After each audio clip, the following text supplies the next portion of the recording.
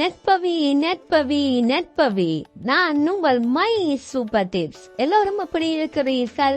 நீங்கள் எல்லோரும் சுகமாக இருக்க என் இஷ்ட தெய்வமான ஆஞ்சநேயரிடம் கொண்டாடுகிறேன். இந்த ஏபிடி பார்சல் சர்வீஸ்ல மலையை தூக்கிட்டு போற மாதிரி போஸ்ட் கொடுப்பாரு அவருங்களாண்ணா? ஏன் இதுக்கு முன்னால ஆஞ்சநேயரை நீ வேற எங்கேயுமே பார்த்தது இல்லையா? நான் இந்த முறை கொண்டு வந்துள்ள டிப்ஸ் மிகவும் அற்புதமான புரட்டாசி மாதந்தோறும் வரும் புரட்டாசி சனி விரதம் தருகிறது. பல பேர் புரட்டாசி மாதம் முழுவதும் மாமிசம் சாப்பிடாமல் ஏழுமலை அப்பன் பெருமானை நினைத்து விரதம் இருப்பார்கள். மாதம் முழுவதும் இருக்காவிட்டாலும் சனிக்கிழமைகளில் எல்லோரும் விரதம் இருப்பது மிகவும் முக்கியம். இன்னைக்கு சனிக்கிழமை, அப்ப நேத்து வெள்ளிக்கிழமை மாப்ள, நாளைக்கு ஞாயிற்றுக்கிழமை, அதுக்கப்புறம் திங்கக்கிழமை, செவ்வாய்க்கிழமை, புதன்கிழமை. என்னவோ புரட்டாதி மாதம் கன்னி ராசிக்கு உரியது மட்டுமல்ல, புதன் பகவானின் அதிபதியும் ஆகும். புதன் வந்து சைவத்துக்குரியவர். அதனால் தான் இந்த மாதத்தில் அசைவத்தை தவிர்த்து சுத்தபத்தமாக தலைக்கு நல்லெண்ணெய் வைத்து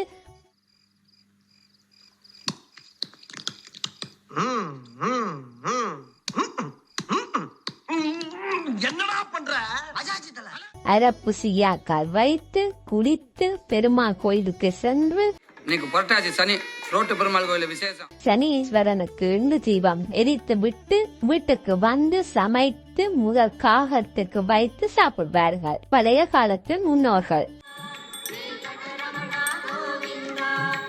போய் காக்காவை கூப்பிட்டு சாப்பாடு வச்சுட்டு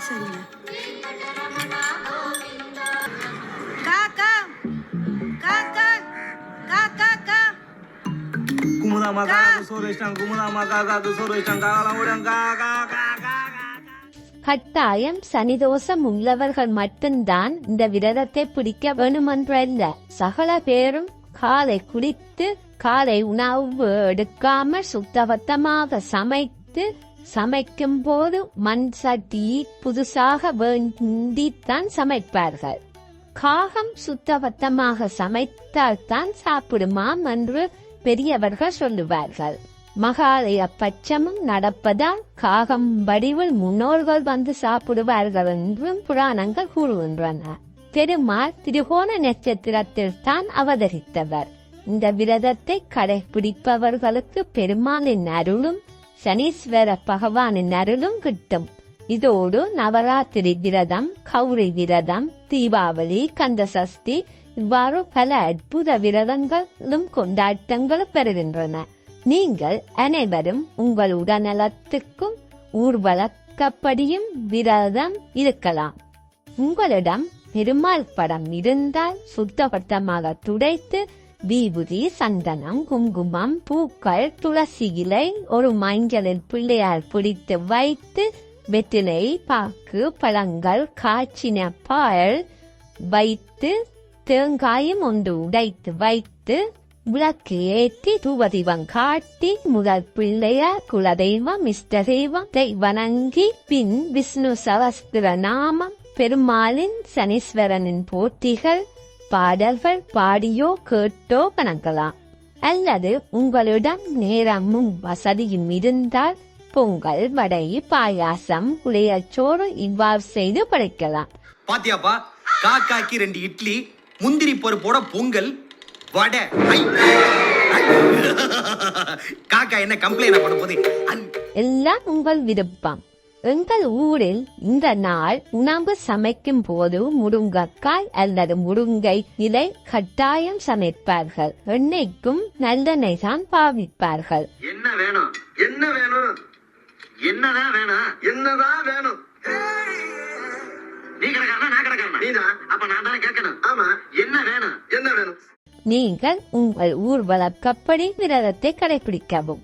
நவராத்திரி 22ஆம் தேதி 9ஆம் மாதம் திங்கட்கிழமை வருவதால் கலசம் வைத்து விரதம் இருப்பவர்கள் நீங்கள் நவராத்திரிக்கு முதலே வரும் சனிக்கிழமை எள்ளெண்ணெயை தீபம் கோயிலுக்கு சென்று எரித்து முடித்துவிட வேண்டும்.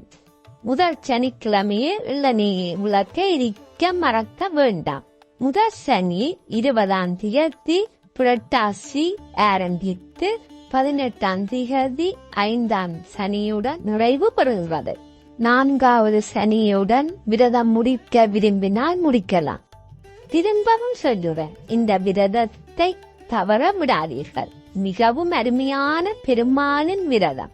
தீர்க்க முடியாத எந்த பிரச்சனைகள் தோஷங்களும் விலகும், தடைகளும் விலகும். இந்த விரதத்தை கடைபிடிப்பவர்களுக்கு என் இஷ்ட தெய்வமான ஆஞ்சநேயரின் ஆசியும் கிடைக்கும்.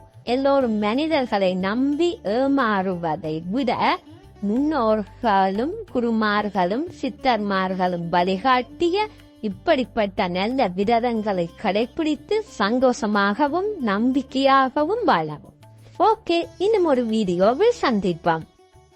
மாப்ள வரட்டுமா? சரி மாமா. பாய். See you. அடிக்க மாப்ள.